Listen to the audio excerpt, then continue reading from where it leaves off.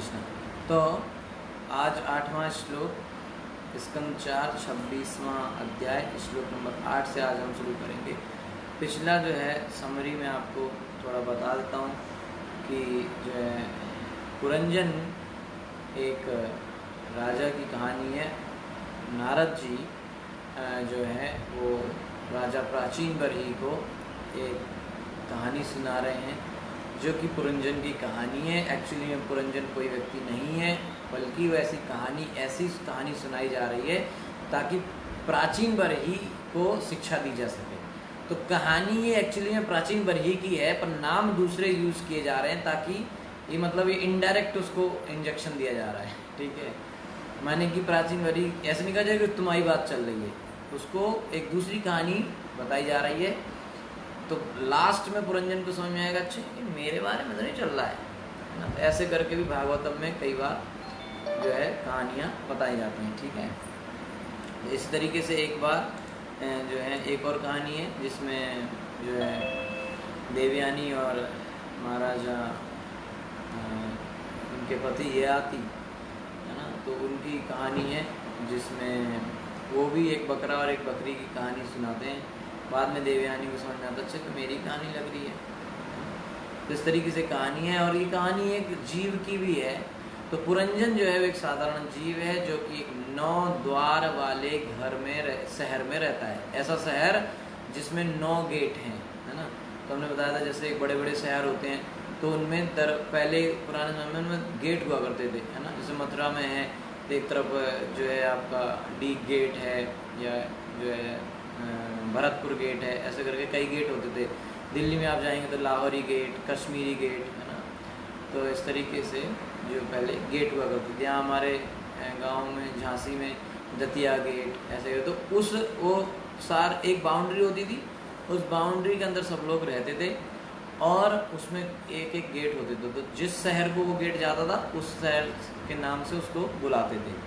तो इस तरीके से हमने देखा था कि ये पुरंजन जो है वो 9 द्वारों वाले शहर में रहता था, वो हमने सब डिस्कस किया। तो बेसिकली समझने वाली बात है कि पुरंजन एक आत्मा है। वो जो 9 द्वारों वाला शहर है वो है ये शरीर। तो इस शरीर में जो ये 9 छिद्र होते हैं ये 9 द्वार हैं। ठीक है, और इस 9 द्वार वाले शहर यानी कि शरीर में जो है जो व्यक्ति रहता है वो है सोल, यानी कि उसी को यहाँ पे इस कहानी में पुरंजन कहा गया है। उसका एक मित्र जो कि भगवान या परमात्मा है। ठीक है, इस तरीके से कहानी चल रही थी। फिर इस पुरंजन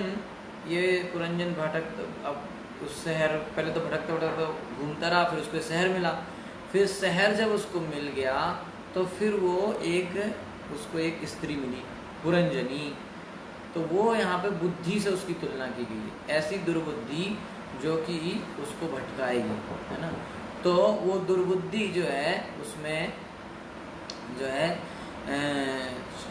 क्या नाम करके, जैसा वो इंसान की आत्मा जब बुद्धि के कंट्रोल में आ जाती है तो जैसा वो बताते वैसे वो करता है। तो वही यहाँ पे बताया जा रहा है कि जैसा पुरंजन की पत्नी ही करती थी वैसा ये फॉलो करता था, है ना। तो उसके आगे एक बार ये हुआ कि सब कुछ तो अपनी पत्नी को देख के करता था। ठीक है, फिर जैसा वो मतलब यहाँ तक की बताया गया था कि अगर वो इधर देख रही है तो पुरंजन भी उधर देखेगा, अगर वो चबा रही है तो पुरंजन भी चबाएगा, चबाते चबाते रुक गई तो वो भी रुक जाएगा। मतलब इतना ज़्यादा फॉलो करेगा, मतलब कि अब हद हो जाए, है ना। मतलब अगर वो खड़ी हो गई तो ये भी खड़ा हो जाएगा, वो बैठ गई तो बैठ गया, चल रही तो चलने लगाएगा, रुक गई तो रुक जाएगा। मतलब हर चीज़ में बिल्कुल पूरा फॉलो करता था। पर एक दिन जो हुआ है, क्या हो गया कि पुरंजन जो है बिना बताए जो है अपनी पत्नी को और कहीं चला गया। कहाँ चला गया? आखेट खेलने के लिए, यानी कि शिकार करने के लिए। ठीक है, तो वही 4-5वें श्लोक में बताया गया था कि किस तरीके से जो है पुरंजन अपनी पत्नी को छोड़ के जो है जानवरों को शिकार करने के लिए चला गया था। ठीक है, फिर 6 से 8 जो श्लोक चल रहे थे उसमें 4 से 10 तक जो है पुरंजन किस तरीके से जंगल में शिकार करेगा उसके बारे में वर्णन है। 7 श्लोक तक हमने कर लिया था। ठीक है, तो छठवें श्लोक में बताया गया था कि शास्त्रों के क्या नियम हैं, जो है पशुवध के बारे में, ठीक है, जो हमने चर्चा किया था। और फिर चूँकि एक जो 7वां श्लोक है उसमें हमने बताया था कि जो वैदिक नियमों का पालन करते हैं उनका क्या होता है, उनके बारे में। और 7 श्लोक तक हो गया था। 8वें श्लोक में बताया जाएगा कि जो वैदिक शास्त्रों के नियमों को जो नहीं मानता उनका क्या होगा, शास्त्रों में जो नियम बताए गए हैं उनका क्या होगा, ये जो है हमको 8वें श्लोक में बताया जाए, ठीक है। ओके, तो ये यहाँ तक मैंने आपको अभी तक क्या हुआ उसके बारे में समझाया, ठीक है। अब हम 8वें श्लोक पर चर्चा कर सकते हैं, ठीक है। ओके, तो स्कंद 4 अध्याय 26 श्लोक संख्या 8। अन्यथा कर्म कुर्वाणो मानारूढ़ो निबध्यते गुण प्रवाह पतितो नष्ट प्रज्ञो वृजत्ययथा। अन्यथा नहीं तो कर्म सकाम कर्म कुर्बाना करते हुए मान आरूढ़ा अभिमान के वशीभूत होकर निबध्यते फंस जाता है, गुण प्रवाह गुणों के प्रभाव से पतितः गिरा हुआ, पतित नष्ट प्रज्ञा बुद्धि भ्रष्ट भ्रजती जाता है अधा गर्त में नीचे। अन्यथा तो इसलिए अन्यथा से शुरू हो रहा है, इसलिए पिछला श्लोक पढ़ लेते हैं ताकि हमको समझने में आसानी हो जाए, ठीक है। नारद मुनि ने 7वें श्लोक का अनुवाद कहता है कि नारद मुनि ने राजा प्राचीन परिषद से आगे कहा कि हे राजा, जो व्यक्ति शास्त्र अनुमोदित कर्मों का आचरण करता है वह सकाम कर्मों में लिप्त नहीं होता। जो व्यक्ति शास्त्र के नियमों का पालन करेगा वो सकाम कर्मों में नहीं फंसेगा, ठीक है।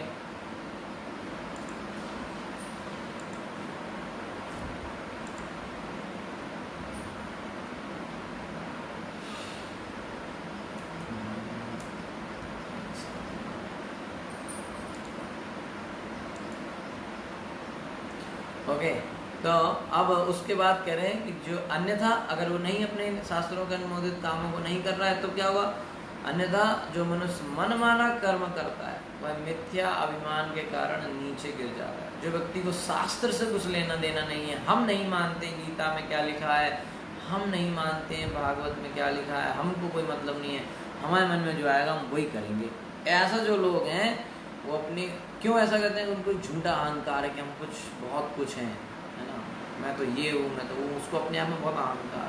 तो इस मिथ्या अभिमान के कारण व्यक्ति नीचे गिर जाता है और इस तरह प्रकृति के 3 गुणों में वो फंस जाता है, सत्वगुण रजोगुण तमोगुण। इस प्रकार से जीव अपनी वास्तविक बुद्धि से रहित हो जाता है ना, और जन्म मृत्यु के चक्र में सदा सदा के लिए खो जाता है, हमेशा बस जन्म मृत्यु में ही फंसा रहेगा। इस प्रकार वह मल के एक सूक्ष्म जीवाणु से लेकर ब्रह्मलोक में उच्च पद तक ऊपर नीचे आता जाता रहेगा।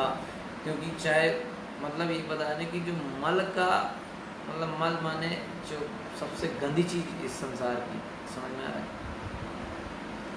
तो इतना भी गिर सकता है कि वो मल का कीड़ा बन जाए और उठ भी सकता है, कर्मों के हिसाब से ब्रह्मलोक तक भी पहुंच सकता है, पर रहेगा ऐसी भौतिक जगत में, बस जन्म मृत्यु के चक्कर में फंसा रहेगा। तात्पर्य में श्री प्रभुपाद जी लिखते हैं कि इस श्लोक में कई शब्द महत्वपूर्ण है। पहला है अन्यथा, नहीं तो। अन्यथा का मतलब क्या हुआ, नहीं तो, जो उसकी ओर संकेत करता है जिसे वैदिक विधि विधानों की परवाह नहीं रहे। बहुत सारे लोग हैं आजकल की डेट में, कलयुग में बहुत सारे ऐसे लोग हैं जिनको वैदिक नियमों से कुछ लेना देना नहीं है। तो वेदों द्वारा निर्दिष्ट विधि विधान उनको कहते हैं शास्त्रोक्त विधि या शास्त्र विधि। भगवद गीता में स्पष्ट कहा गया है, भगवद गीता का वेरी इंपॉर्टेंट श्लोक है। भगवद गीता में बिल्कुल क्लियर कहा गया है, स्पष्ट रूप से कहा गया है कि जो शास्त्र विधि को स्वीकार नहीं करता और मनमाना काम करता है अथवा मिथ्या गर्भ से फूला रहता है, उसे इस जीवन में ना तो कभी सिद्धि प्राप्त होती है और न सुख अथवा भौतिकता से मुक्ति ही मिलती है। शास्त्र में जो काम बताया गया है उसको नहीं करते हैं और दूसरे कामों को लोग करते हैं। यह शास्त्र विधिम उत्सृज्य वर्तते कामकारता ना सा सिद्धिम आपनोति ना सुखम ना पराम गतिम। जो शास्त्रों के आदेशों की अवहेलना करता है और मनमाने ढंग से काम करता है उसे ना तो सिद्धि मिलती है, ना सुख अथवा परम धाम। ऐसे व्यक्ति को कुछ नहीं मिलता, इसलिए शास्त्र के हिसाब से काम करना चाहिए। शास्त्र में हर चीज़ को बताया गया, कैसे खाना है, कैसे पहनना है, कैसे सोना है, कैसे क्या करना है, हर चीज़ के बारे में शास्त्र में एक नियम दिया गया, एक विधि बताई गई, ऐसे ऐसे आप करो। पर आजकल लोग शास्त्र तो देखते ही नहीं, और शास्त्र नहीं देखते तो जिसने शास्त्र देखा है उससे पूछना चाहिए, साधु से, वो भी साधुओं को तो कोई वैल्यू नहीं, और नहीं तो गुरु जो शास्त्र के आदेश के हिसाब से हमको ज्ञान देता है, हमको दिशा निर्देश देता है, तो ऐसे गुरु से पूछना चाहिए। तो लोग गुरु को भी नहीं महत्व देते, है कि नहीं। इस तरीके से जो लोग जानबूझकर, इस प्रकार जो लोग जानबूझकर शास्त्र विधि का उल्लंघन करता है वह अपने ही कारण से प्रकृति के गुणों द्वारा उतना ही इस संसार में फंसता जाता है। आजकल ये हो रहा है, ज़्यादातर लोग शास्त्रों को नहीं मानते हैं और काम करते जाते हैं और कर्मों के बंधनों में और प्रकृति के नियमों में और ज़्यादा फंसते जाते हैं। शास्त्र में बताया गया है कि अगर आप एक बार शादी हो गई तो फिर आप अपनी पत्नी को त्याग नहीं सकते। मतलब ऐसा कोई डाइवोर्स, तलाक जैसे कोई बात शास्त्र में कभी ऐसे सुनी नहीं गई। फिर क्यों होता है, लोग अपने इंद्रिय भोग के लिए कर लेते हैं और अपना काम नहीं बन रहा है किसी स्वार्थ से, कि जो भी है नहीं कॉपरेट हो रहा, तो लोग आजकल तलाक लेते हैं। तो शास्त्र में ये कहा गया है कि जैसे ऐसा होता था कि जैसे किसी ने शादी की और पत्नी आई, बाद में पता चला कि जो है मॉडर्न ज़माना में तो क्या है कि पहले से ही आजकल लोग, कई लोग ऐसे सुनने में आ रहा है कि आजकल लोग शादी से पहले मेडिकल रिपोर्ट मांग लेते, पूरा चेकअप, है ना। तो ऐसा तो नहीं होता था पहले, ठीक है। तो उन्होंने शादी किया मान लीजिए, और मान लो बाद में पता चला कि अब तो पत्नी से बच्चे हो ही नहीं सकते, तो कम से कम एक पुत्र तो होना ही चाहिए, ताकि हमारे फ्यूचर में जो है जो कर्म है वो पुत्र ही करता है।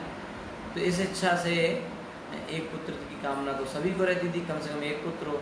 तो उस एक पुत्र की प्राप्ति अब पत्नी से नहीं हो सकती, तो ऐसा बताया गया था कि वो दूसरी पत्नी, दूसरी और शास्त्रों में था कि दूसरी औरत से भी शादी कर सकते थे, ठीक है।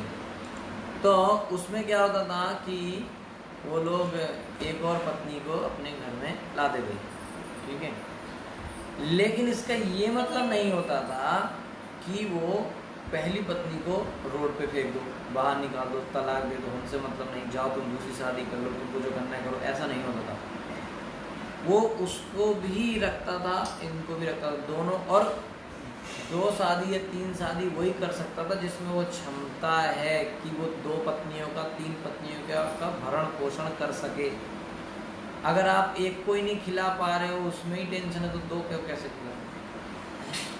तो ऐसा कहीं नहीं था कि आप उसको छोड़ दो, निकाल दो, ऐसा कोई नियम नहीं है ना। अगर तो शास्त्रों के नियमों के हिसाब से जो लोग नहीं चलते हैं वो उसमें फंस जाते हैं और उनको प्रकृति के द्वारा दंड मिलता है, ठीक है। अब जैसे अबॉर्शन है, तो शास्त्र में ऐसा कोई नियम नहीं बताया गया है कि फैमिली प्लानिंग कर लो।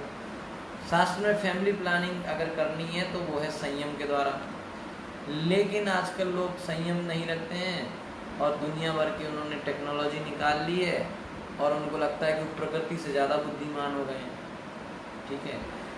ताकि प्रकृति से बुद्धिमान हो गए मैंने वो प्राकृतिक चीज़ों को रोक पा रहे हैं, लेकिन उनको ये नहीं पता है कि प्राकृतिक चीज़ों को एक जगह तो रोक रहे हैं और प्रकृति दूसरी जगह से उनको रिएक्शन दे रही है ना। हमने फैमिली प्लानिंग करके कुछ खर्चा बचा लिया, कुछ तो भी कर लिया, वो दूसरी जगह लग जाता है उतना खर्चा। हमने सोचा अभी क्यों बच्चे चाहिए, अभी अभी तो हमारी शादी हुई है, अभी हमको एंजॉय करना है या ये करना है, या पहले घर बना लें फिर बच्चे हों, ये वो दुनिया भर की लोग बातें सोच सोच के और जो है इस तरह से करते हैं, तो फिर उनको उनको लगता है हमने बढ़िया प्लानिंग की है, बहुत अच्छा है, सब सही चल रहा है, now we can have a baby. तो बच्चा जो हो गया है वो एक प्लान हो गया है, वो फैमिली पार्ट नहीं, वो एक प्रोजेक्ट बन गया है ना। तो इसीलिए उस प्रोजेक्ट में जब पार्टनरशिप में गड़बड़ होती है तो तलाक हो जाता है, क्योंकि वो फैमिली का वो प्रोजेक्ट था, नहीं चला तो हमने अलग अलग हो गई, है कि नहीं। तो इस तरीके से लोग आजकल ये सब चीज़ें कर रहे हैं जो कि गलत है, और प्रकृति के नियमों को तोड़ रहे हैं। और इस तरह से जब वो प्रकृति के नियमों को तोड़ते हैं तो प्रकृति दूसरे तरफ से आकर उनको तोड़ के रख देती है। प्रकृति से ज़्यादा बुद्धिमान, पावरफुल, ताकतवर और कोई नहीं हो सकता। प्रकृति माने भगवान की शक्ति, तो वो भगवान के डायरेक्ट कंट्रोल में काम करती है। तो प्रकृति को हरा पाना या उसको वो कर पाना किसी के बस में नहीं है, ठीक है। इसलिए मानव समाज को जीवन के वैदिक नियमों का पालन करना चाहिए, जिनका सार भगवद गीता में उपलब्ध है। अगर कुछ भी नहीं समझ पा रहे हो कि कितने नियम है, क्या है, कैसा है, तो कम से कम जो है भगवद गीता को तो फॉलो कर सकते हैं। भगवद गीता में जो नियम दें उतना तो हम कर ही सकते हैं, अन्यथा नहीं तो क्या होगा, भौतिक संसार में ही जीवन बिताना पड़ेगा। मूर्ख लोग नहीं जानते कि जीव 84 लाख योनियों में घूमता रहता है। क्रमिक विकास विधि के द्वारा जब किसी को मनुष्य का रूप प्राप्त होता है तो उससे आशा की जाती है कि वह वेदों द्वारा निर्दिष्ट विधि विधानों का पालन करेगा। तो मनुष्य की एक ही वह अच्छी चीज़ है मनुष्य शरीर की कि इसमें आप भगवान की भक्ति कर सकते हो, बाकी और कोई काम अच्छा नहीं कर सकते मनुष्य में। मनुष्य को भले लगे कि मैं खा लेता हूँ बहुत अच्छा, तो हाथी और बहुत सारे जो हैं दूसरे जीव मनुष्य से ज़्यादा खाते हैं, उनको प्रेशर कुकर की ज़रूरत भी नहीं है, कुछ भी खा लेते कच्चा फुटका और सब पचा भी जाते हैं, ठीक है। और उनको गरम मसाले की भी ज़रूरत नहीं होती है ना, सीधा डायरेक्ट प्रोसेसिंग है वहाँ पे सब, समझ आ रहा है। और सोने में भी बहुत सारे जानवर एक्सपर्ट हैं, कई जानवर हैं जो 20-20 घंटे सो सकते हैं, ठीक है। घर बनाने में, सुरक्षा करने में भी बहुत है। चिड़ियों के घोंसले देखो बहुत स्ट्रांग रहते हैं, उनको पता है कि इस साल बारिश कहाँ से होगी तो गेट दूसरे साइड बनाती है। ऐसे करके बहुत सारी आप देखेंगे गाँव में जाएंगे तो एक चिड़िया होती है, वो इस तरीके से एक घोंसला बनाती है, ऐसा डब्बा सा, ऐसे बिल्कुल गोल ऐसे लटकता रहता है, उसमें एक छोटा सा होल होता है, बहुत स्ट्रॉन्ग रहता है वो। अगर आप उसको कहीं से आपको टूटा हुआ पुराना मिल जाए तो आप उसको तोड़ने की कोशिश करें, आप तोड़ नहीं सकते हैं, इंसान उसको बना नहीं सकता, है ना। तो वो चिड़िया ने बनाया है, अब आप आर्किटेक्ट में लगाओ वहाँ पे, ठीक है। मकड़ी का जाला, मकड़ी खुद सारी डिज़ाइन बनाती है, कहाँ पे कितना लंबा चाहिए। अभी इंसान को कह दिया जाए बना तो वो मीटर लेके आ जाएगा और उसको ना 6 महीने का प्रोजेक्ट बना लेगा, समझ में आया। तो वो नहीं कर सकते। तो अपनी सुरक्षा के लिए घर बनाना, ये सब करना, ये जानवरों को ही पता है। हर जानवर के पास एक अच्छी टेक्निक है अपनी सुरक्षा करने के लिए। और चौथा काम है बच्चे पैदा करना, तो वो जानवर हमसे, इंसान से बहुत अच्छे तरीके से कर सकते हैं। जानवर तो एक बार में 10 बच्चे 12 बच्चे पैदा कर सकता है, इंसान ज़्यादा से ज़्यादा 2-3 मैक्सिमम रेयर केस में। तो इस तरीके से इंसान के शरीर का कोई उपयोग नहीं है ऐसा खास तौर से, है ना। अगर देखा जानवर के शरीरों से निकली बहुत सारी चीज़ें इंसान यूज़ करता है, बहुत सारे जीव जंतु हैं जिनसे निकली चीज़ों को इंसान यूज़ करता है, बहुत यूज़फुल है। तो इंसान का शरीर शायद ही कहीं कहीं यूज़ होता हो, कोई यूज़ नहीं उसको, और उसको अगर रख लोगे तो गंदगी और है। तो इस तरीके से इंसान के शरीर का प्राप्त होने का फिर क्या यूज़ हुआ, क्यों इसको सबसे महान बनाया, क्यों बड़े बड़े देवता भी इसको इंसान का शरीर प्राप्त करना चाहते हैं भूलोक में, क्योंकि इंसान के शरीर को प्राप्त करके ऐसी चीज़ की जा सकती है जो किसी और शरीर से नहीं की जा सकती। आहार, निद्रा, भय, मैथुन, 4 काम तो हर शरीर में और अच्छे से किए जाते हैं और कर रहे थे, ठीक है। तो कुत्ते बिल्ली को कोई ऐसे परमिशन नहीं लेनी किसी से कि भैया जब शादी होगी तभी हम कुछ कर पाएंगे, उनको कोई परमिशन नहीं लेनी, ठीक है। लेकिन इंसान के शरीर में जो है आपको एक ही ऐसा काम है जो स्पेशली इंसान के शरीर में ही किया जा सकता है, वो है कृष्ण की भक्ति, शास्त्र अध्ययन। भगवद गीता तो इंसान ही पढ़ेगा ना, कुत्ते को थोड़ी समझ में आता है कि भगवद गीता है कि क्या है ना। अगर आप शिव मंदिर में जाएंगे तो शिवलिंग के ऊपर कुत्ता चढ़ के जो है वो स्वीट वीट जो भी मिठाई होती है खा के चला जाता है, उसको थोड़ी समझता है ये, तभी तो कुत्ता है। तो जानवर को ये भक्ति का ज्ञान नहीं है। ये भक्ति की विधि जो है इंसान के शरीर में ही आके की जा सकती है, इस बात को हमें समझना चाहिए। तो इंसानों से ये आशा करी जाती है कि वो वैदिक नियमों का पालन करें। वैदिक नियम बताते हैं कि कैसे आप जिस भी परिस्थिति में आप हैं वहाँ से उठ के कैसे आप कृष्ण के चरणों को प्राप्त कर सकते हैं। जो जहाँ है वहाँ से कैसे उठे, जैसे जीपीएस होता है ना, कहीं भी हो आप वहाँ से ऑन करो, वहाँ से आपकी लोकेशन बताएगा कि यहाँ से आप डेस्टिनेशन पहुँच सकते हो। ऐसे ही हम जहाँ जिस परिस्थिति में हैं, भक्ति, वैदिक ज्ञान, भगवत गीता हमको बताएगी कि उस परिस्थिति से आपको कैसे कृष्ण तक पहुँचना है। भगवान श्री चैतन्य महाप्रभु का कहना है कि अनादिकाल से जीव अपनी आसुरी प्रवृत्ति के कारण प्रकृति जन्य त्रय तापों को सहता आ रहा है। प्रकृति जन्य त्रय यानी सत्य जो अधिदैविक, अधिभौतिक, अधिआत्मिक, तीन तरह के जो ताप हैं, क्लेश हैं, इनको जो है जीवात्मा अनादिकाल से सह रहा है। क्यों? आसुरी प्रवृत्ति के कारण। जो उसकी आसुरी प्रवृत्ति है उसके कारण वो प्रकृति के द्वारा कष्ट सह रहा है। यह प्रवृत्ति भगवान के प्रति विद्रोह करने की भावना है। ये जो है सबसे इम्पोर्टेंट पॉइंट है, जो हमको कई बार हमको लगता है हम तो कृष्ण के भक्त हैं, हम कैसे भगवान के प्रति विद्रोह कर सकते हैं, भगवान के खिलाफ हम कैसे जा सकते हैं, ऐसा हमको लगता है। कई बार कहेंगे आप भगवान के खिलाफ, अरे बाबा हम तो भगवान के भक्त हैं, हम तो माला भी करते हैं, हम कैसे भगवान के खिलाफ हैं। अगर क्यों भगवान के प्रति विद्रोह करने का मतलब क्या हुआ? सब कुछ भगवान को ही पहले क्यों? उन्होंने कहा भाई जो भी खाओ भगवान पहले भोग लगाओ। अच्छा ऐसे कैसे पहले लोग, पहले हम खाएंगे, है ना, हम पहले खाएंगे, फिर कृष्ण को ही सब चीज़ पहले क्यों जाती है? इसे कहते हैं विद्रोह करना। तो हम जब कृष्ण के प्रति विद्रोह करेंगे तो हम यहाँ माया के चंगुल में फंस जाएंगे। और यही विद्रोह है। कैसे? हमको ऐसे तो किसी को नहीं पता चलेगा कौन है यहाँ पे भगवान को, है ना। कोई हिरण्यकश्यप जैसा कोई महान हो तो भले वो ओपनली विद्रोह करे, है ना, कि जाओ विष्णु को मार दो, विष्णु भक्तों को मार दो। आज की डेट में इतना तो कम ही करते हैं लोग। लेकिन हमको समझना चाहिए कि हम में ऐसा है कि हम भगवान के विद्रोह कर रहे हैं, तो भगवान का विद्रोह करना ही। भगवान जो भी हमारे पास है, पहले सब कुछ हमारे पास क्या है, सब भगवान का दिया हुआ है। सब कुछ किसके लिए? भगवान के आनंद के लिए। तो हम उसे अगर अपने आनंद में यूज़ कर रहे हैं तो इसे कहते हैं भगवान के खिलाफ जाना, भगवान के विद्रोह में जाना।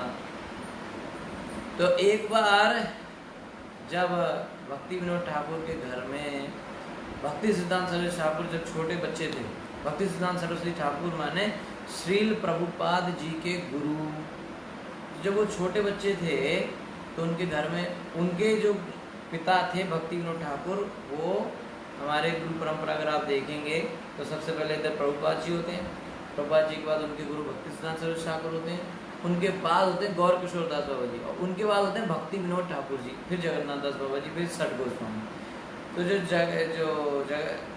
यहाँ पे जगन्नाथ दास बाबा जी के बाद जो होते हैं भक्ति विनोद ठाकुर, वो भक्ति सिद्धांत सरस्वती ठाकुर के पिता हैं।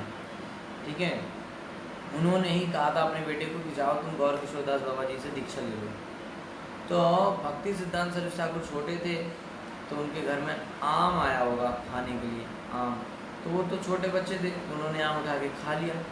तो उनके पिता भक्ति विनोद ठाकुर ने कहा कि तुम ऐसा कैसे कर सकते हो, जो चीज़ कृष्ण की है उसको तुमने कैसे खा लिया। तो अगर इसका भोग लग जाता, भगवान इसको पहले खिलाना होता है, तो हम लोग तो प्रसाद लेते हैं, हम डायरेक्ट कोई चीज़ खा नहीं सकते।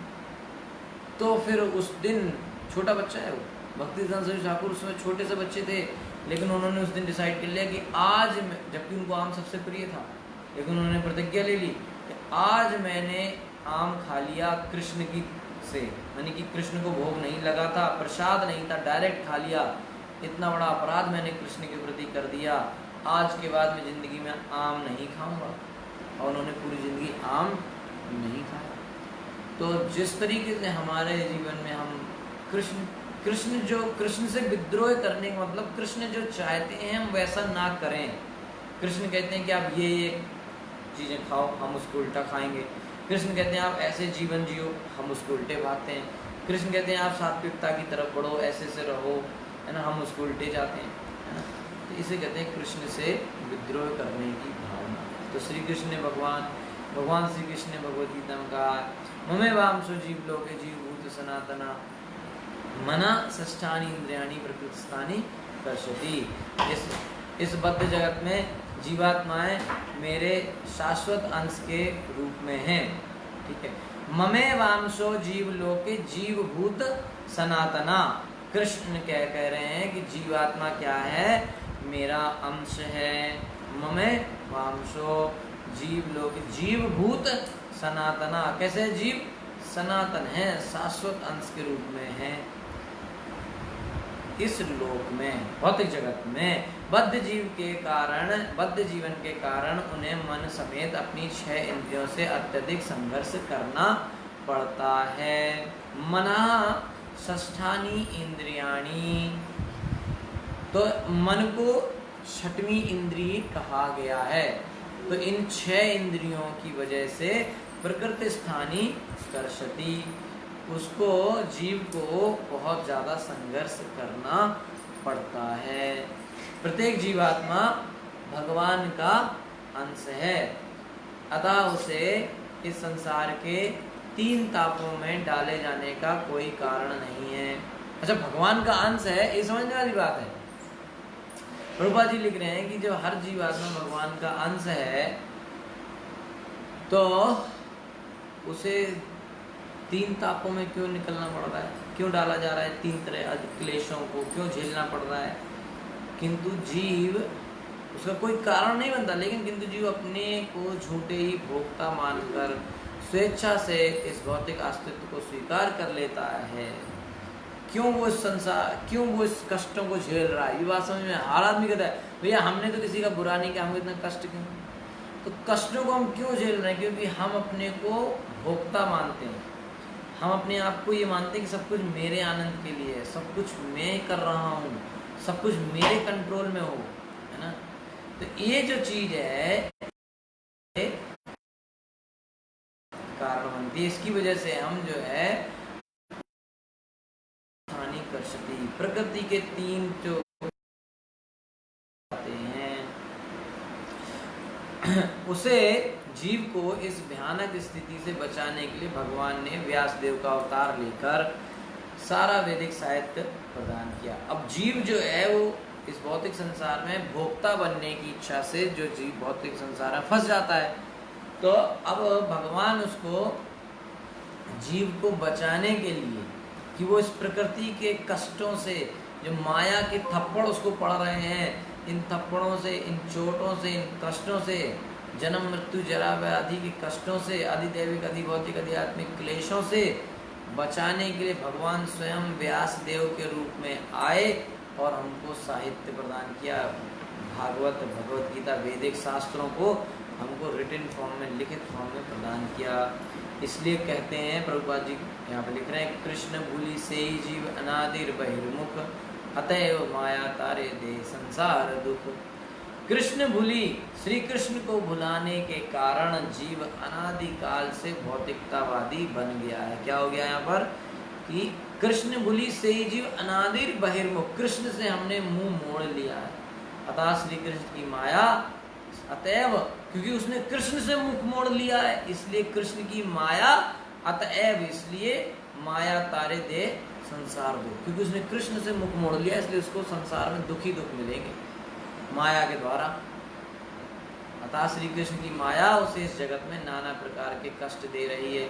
माया मुग्ध जीवेर नहीं स्वतः कृष्ण ज्ञान, जीवेर कृपाए कैला कृष्ण वेद पुराण। जब जीव माया द्वारा मुग्ध कर लिया जाता है तो उसकी कृष्ण चेतना पुनर्जीवित नहीं हो पाती, माया के जाल में पूरा फंस चुका है वो। ऐसी परिस्थिति में कृष्ण ने कृपा करके 4 वेद तथा 18 पुराण प्रदान किए हैं। तो माया से निकलने के लिए शास्त्र दिया, और शास्त्रों को पढ़ता नहीं कोई, तो कैसे निकलेगा, है ना। बड़ा बड़ा सब कुछ करने के बावजूद भी लोग माया में फंसे हुए हैं। माया मुई न मन मुया, मर मर गया शरीर, आशा तृष्णा ना मरी, यूं कह गया कभी, है ना। तो माया मुई न मन मुया, ना तो माया मरी ना मन मरा, मर मर गया शरीर, सिर्फ शरीर मर रहा है। आशा तृष्णा ना मरी, आशा लोगों से हमने आशाएं लगा रखी हैं, वो हमारे लिए ये कर देगा, ये हमारे लिए ये कर देगा, ये है वो है, इतनी आशाएं हैं। और तृष्णा और आ जाए और आ जाए और आ जाए और आ जाए, है ना। हमको जितनी ज़रूरत है उतना मेरे पास है, लेकिन हमको और चाहिए और चाहिए, और ले आओ और ले आओ, पूरा सुपरमार्केट घर में भर लो। इसे कहते हैं तृष्णा। और प्यास नहीं बुझ रही वो है। लोग इतना पैसा है, खाएंगे क्या पैसे को? खाएंगे तो रोटी ना, नोटों को तो खाएंगे नहीं, ठीक है। तो आशा तृष्णा ना मरी, कभी ये मर नहीं रही। तो इस तरीके से भगवान ने इस माया के कठोर जाल से हमको बचाने के लिए जो है 4 वेद और 18 पुराण दिए हैं। इसलिए प्रत्येक मनुष्य को वैदिक आदेशों का लाभ उठाना चाहिए, अन्यथा वह मनमाने काम करेगा और बिना किसी मार्गदर्शक के रह जाएगा। समझ में आया कि अगर वैदिक शास्त्रों को के नियमों को पालन करेगा तो उसको फायदा होगा, नहीं क्या करेगा? वैदिक शास्त्र का पालन न करने का मतलब अपने मन से जो करेगा। मन क्या है? मन तो बहुत उसमें फंसाएगा हमको, है ना। मन ही इसकी वजह तो फंस रहे हैं। मना सृष्टानि इंद्रियाणि प्रकृष्टानि कर्षति, क्यों फंसा है प्रकृति? मन की वजह से। और फिर आदमी कहते जो मैं मन में आया करूँगा, तो फिर माया के थप्पड़ खाएगा तू। इसलिए मन की नहीं सुनना है, गीता की सुनना है। सबको क्या मन में आया कि ऐसा हेयर स्टाइल करना है, कर लिया। शास्त्र से किसको क्या मतलब है? मन में आया कि जो है कपड़े नहीं पहनने, हमारे मन में आया, शास्त्र में बताया था? नहीं बताया। शास्त्र किसको पूछना है? हमारे मन में था नेकलेस, बैकलेस, करेक्टरलेस, सारे लेसलेस, बचा क्या? कुछ नहीं है।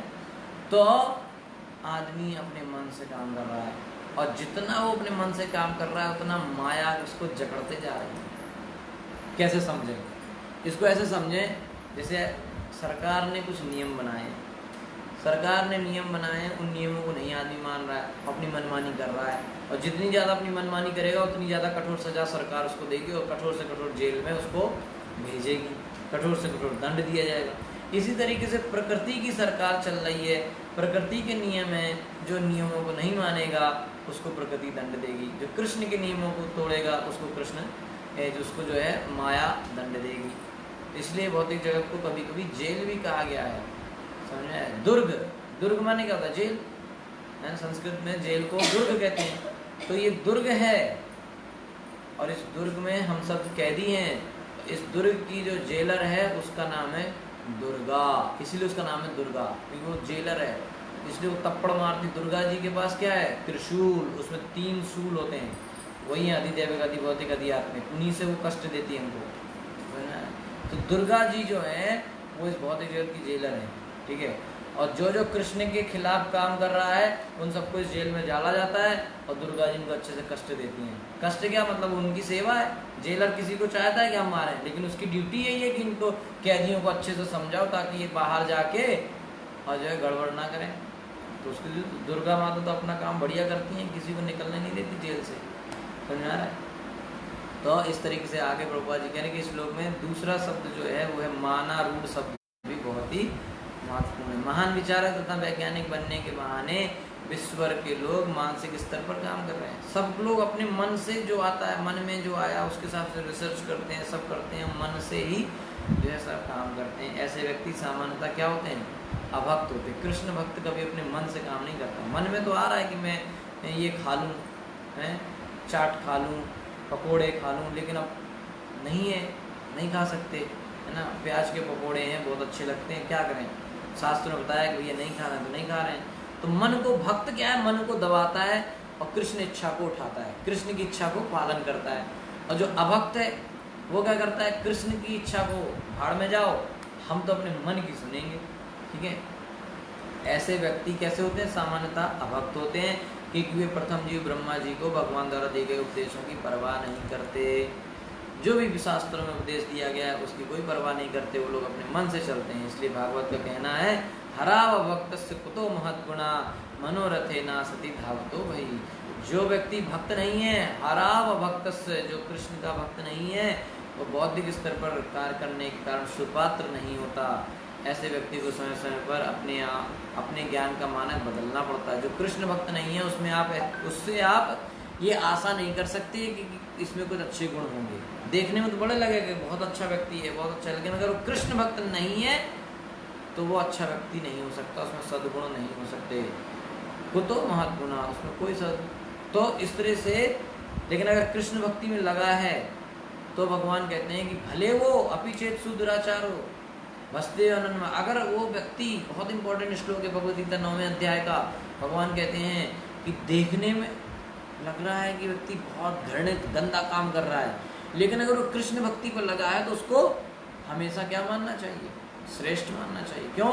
क्योंकि उसकी इलाज चालू हो गया है, एक दिन वो सही हो जाएगा। तो भगवान बिल्कुल साफ बोल रहे हैं कि क्षिप्रम भवति धर्मात्मा, बहुत शीघ्र ही वो धर्मात्मा बन जाएगा, बहुत जल्दी ही वो श्रेष्ठ व्यक्ति बन जाएगा।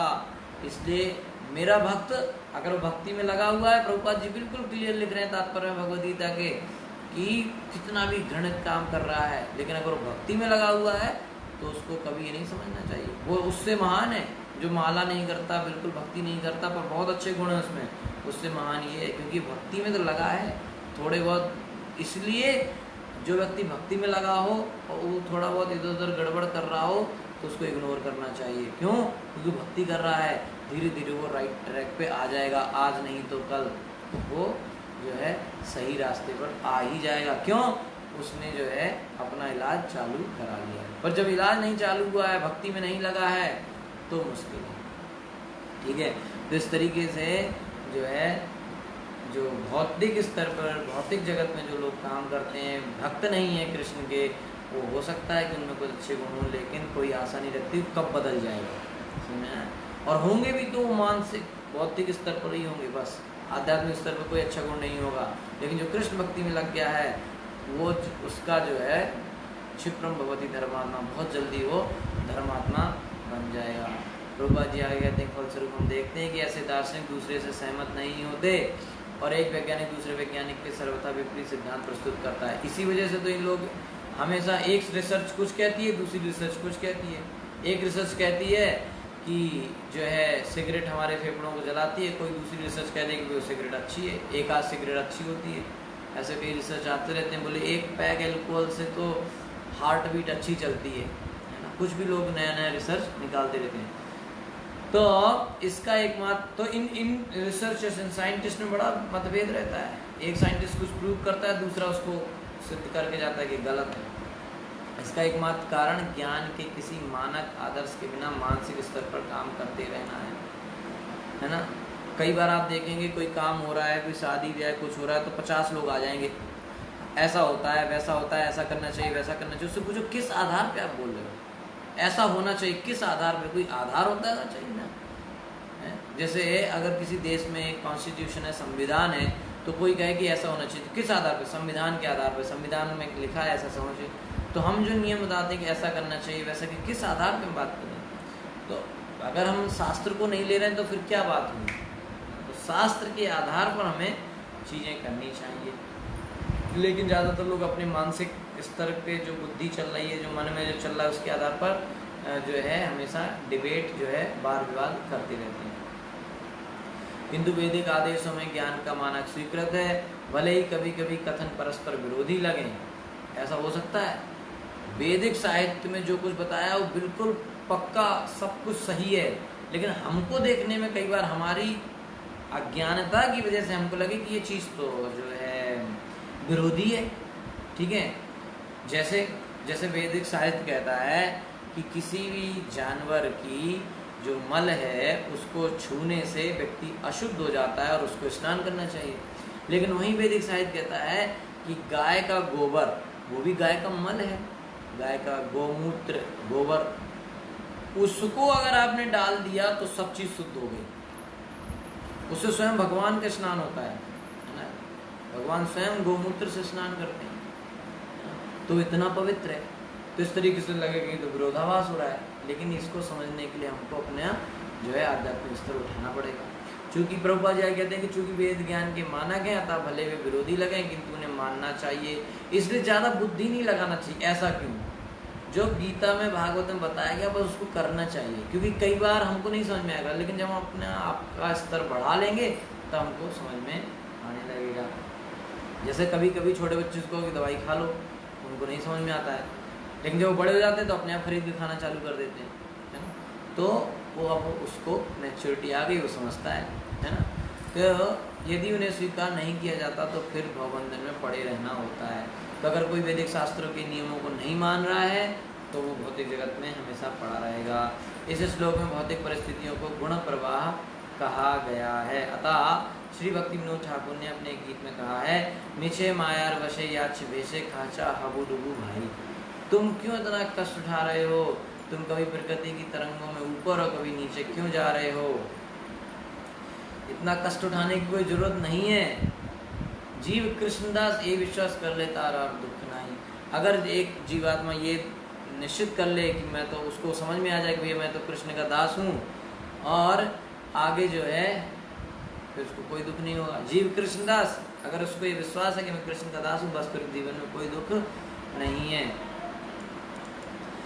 अतः भक्ति विनोद ठाकुर कहते हैं कि अतः तुम अपने आप को कृष्ण का दास मान लो, तब तुम्हारे सारे कष्ट दूर हो जाएंगे। ज्यों ही कोई कृष्ण की शरण में आता है और भगवद गीता के ज्ञान को पूर्ण मानक रूप में स्वीकार कर लेता है कि जो गीता कहती वही सत्य और वही मैं फॉलो करूंगा, तो इस तरीके से प्रकृति के गुणों से बाहर आ जाता है और वह कभी भी नीचे नहीं गिरता है और अपने ज्ञान को नहीं खोता है। नष्ट प्रज्ञा, प्रज्ञा का अर्थ है पूर्ण ज्ञान, और नष्ट प्रज्ञ का अर्थ है जिसे पूर्ण ज्ञान नहीं है। तो जिसे ही अगला शब्द इस श्लोक में, जिसे पूर्ण ज्ञान नहीं होता उसके पास केवल अनुमान या मनोधर्म ही रहता है, वो अपने मन में ही कुछ ना कुछ गैसिंग करता रहेगा। ऐसे मनोधर्म से मनुष्य नीचे की ओर गिरता हुआ नारकीय अवस्था को प्राप्त होता है। ठीक है, क्योंकि अपने मन से चल रहा है, शास्त्र से तो चलता नहीं। शास्त्रों द्वारा निर्धारित नियमों का उल्लंघन करने से मनुष्य का हृदय शुद्ध नहीं हो सकता, और जब हृदय शुद्ध नहीं होता तो वह प्रकृति के तीनों भौतिक गुणों के अनुसार काम करता है। ठीक है, जो जब व्यक्ति का शास्त्रों के नियमों को नहीं मानेगा तो उसका हृदय नहीं शुद्ध होगा। हृदय शुद्ध नहीं होगा तो वह कभी भी प्रकृति के गुणों से बाहर नहीं आएगा, उनमें ही फंसा रहेगा। ठीक है, इन कामों का सुंदर वर्णन भगवद गीता के 17वें अध्याय में बहुत क्लियरली भगवान ने बताया है, 1 श्लोक से लेकर 6 तक। ठीक है, भगवद गीता में 2:45 में यह भी बताया गया है, त्रैगुण्य विषया वेदा निस्त्रैगुण्य भवार्जुना निर्द्वंदो नित्य सत्वस्तो निर्योग क्षेमा आत्मवान। वेदों में प्रकृति के 3 गुणों के विषय में ही मुख्य रूप से वर्णन है। हे अर्जुन, भगवान कह रहे हैं इन 3 गुणों से ऊपर उठो, निस्त्रैगुण्य भव अर्जुना, इन 3 गुणों से ऊपर उठो, इन सब से परे हो जाओ, ऊपर आ जाओ, अतीत हो जाओ, समस्त द्वंद्वों तथा लाभ की सुरक्षा की समस्त चिंताओं से मुक्त बनो और आत्मपरायण हो। संपूर्ण संसार तथा सारा भौतिक ज्ञान इन 3 गुणों में ही निहित है।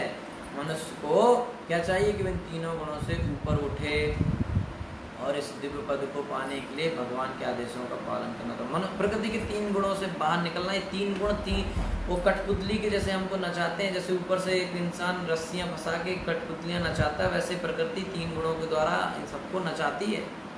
ठीक है, तो इस दिव्य पद को अगर हम इस बंधन से, प्रकृति के माया के बंधन से, जो कि हमें 3 गुणों से बांधे, इससे निकलना है, तो शास्त्रों के नियमों को, गीता भागवत के नियमों को पालन करना पड़ेगा। इस प्रकार ये जीवन सार्थक हो जाता है, अन्यथा वह नहीं तो क्या होगा, वो भौतिक प्रकृति के 3 गुणों की लहरों से नीचे फेंक दिया जाएगा। इसके आगे की व्याख्या प्रहलाद महाराज के शब्दों में श्रीमद् भागवतम 7:5-30 में प्राप्त हुआ। मतिर्न कृष्णे परतो सतो वा मिथो विपद्येत गृह व्रतानाम अदांत गोभिर्विशताम तमिस्त्रम पुनः पुनश्चर्वितचर्वणानाम। भौतिकतावादी व्यक्ति भौतिक सुखों में इतने अधिक व्यस्त रहते हैं। बहुत ही इंपॉर्टेंट श्लोक है, बहुत ध्यान समझने वाली बात है कि जो व्यक्ति भौतिकतावादी चीज़ों में फंसा रहता है वो इतना बिजी रहता है कि उन्हें अपने भौतिक अनुभवों के अतिरिक्त कुछ भी नहीं पता रहता। उसने जो भौतिक चीज़ों में जो उसको अनुभव है, बस उसके अलावा उसको कुछ नहीं पता, और वो प्रकृति के गुणों की लहरों में बहता रहता है, फंसा रहता है, उसको खुद ही नहीं पता कि वो जाल में फंसा है। समझ रहा है? वे चरवित चरवण का जीवन व्यतीत करते हैं और अपने अनियंत्रित इंद्रियों द्वारा संचालित होते हैं। इस प्रकार वे नारकीय जीवन के अंधकारमय स्थानों में जाते हैं। यहाँ पे बताया गया कि चरवित चर पुनः पुनश्चरवित चरवणानाम, जो लोग भौतिक जीवन में फंसे हैं वो क्या करते हैं, जो चीज़ को एक बार च्युइंगम होती है ना, च्युइंगम बच्चे खाते हैं च्युइंगम, उसमें क्या होता है, वो च्युइंगम को खाओ थोड़ी देर तो उसमें थोड़ा मीठा मीठा लगता है, फिर बस उसको चबाते रहो। वो पहले ही चबाई जा चुकी तो लेकिन उसको चबाता रहता है, चबाता रहता है, चबाता, उसको कुछ टेस्ट नहीं मिलता उसमें। तो यही है भौतिक जगत का आनंद। माने एक बार उसको तुम कर चुके हो तो पता है इसमें कुछ नहीं मिला, पर फिर भी उसको ट्राई करता है। पुनः पुनश्चरवित चरवणानाम, पहले वही आहार निद्रा भय मोतन कुत्ते के शरीर में किया, फिर बिल्ली के शरीर में, फिर घोड़े के शरीर में, फिर छिपकली, पता नहीं क्या क्या जीव बन के क्या किया, यही 4 काम तो किए।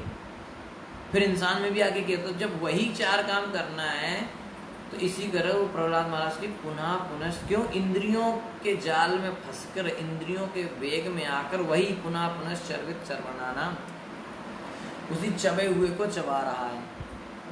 चीज वही है, खाली उसको बर्तन बदल रहा है, क्या फायदा होगा, है ना। एक बार एक स्त्री, उसका पति जो है उसको बिल्कुल पसंद नहीं करता था, तो उसने, और उस पति को था कोढ़, कोढ़ माने शरीर बिल्कुल गल जाता है ना, तो उसको कोढ़ था और पत्नी उसकी सेवा करती थी, लेकिन वो बहुत दुखी रहता था। तो उसकी पत्नी ने एक दिन अपने पति से पूछा कि तुमको इतनी बीमारी है, मैं तुम्हारी पूरी सेवा करती हूँ, फिर भी तुम दुखी रहते हो, क्या कष्ट है।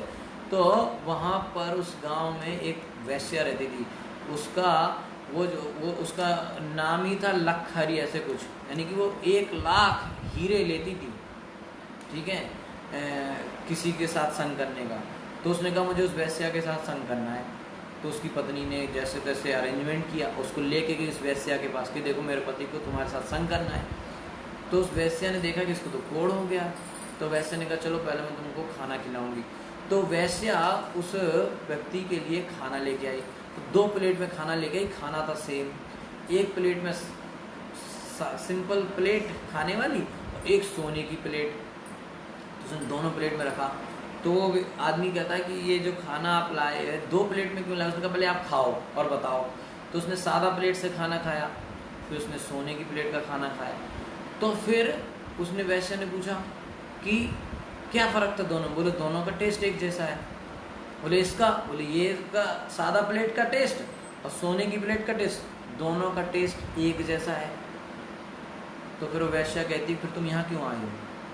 तो यही समझने वाली बात है। प्रभुपाद जी इस स्टोरी के माध्यम से हमको बताते हैं कि व्यक्ति उसी चीज़ में फंसा हुआ है, पुनः पुनश्चर वही चीज़ है, बस खाली उसको लगता है कि बर्तन बदल जाएगा तो शायद इसका टेस्ट बदल जाएगा, लेकिन बेवकूफ़ आदमी नहीं समझ रहा है कि टेस्ट वही रहने वाला है।